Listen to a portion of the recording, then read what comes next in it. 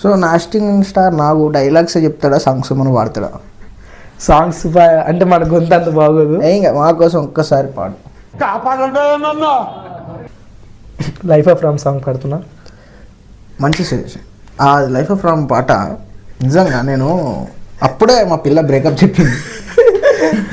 చాలా వారిది చాలా నిజంగా చెప్తానా, ఆ పాట అలా పెట్టుకుంటూ వెళ్ళిపోయా. ఎక్కడికి వెళ్ళానో తెలియదు, కట్ చేస్తే పంజగుట్టయ్యా.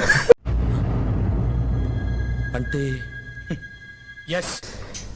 ఏ దారెదురైనా ఎటు వెళుతుందో అడిగానా.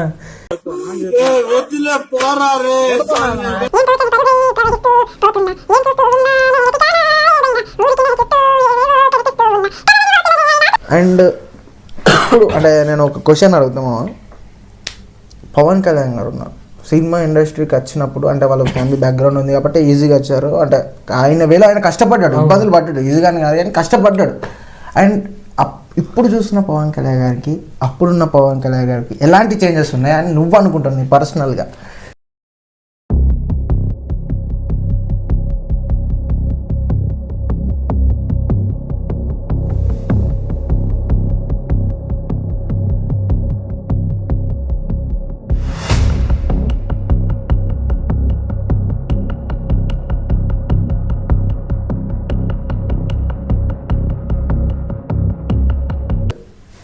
పర్సనల్గా వద్దాం మామ, మీ ఫ్యామిలీలో మీ ఫాదర్కి ఎప్పుడైనా ఏమైనా జరిగిందా? ఆ జరిగినప్పుడు నీ ఫీలింగ్ ఏంటి?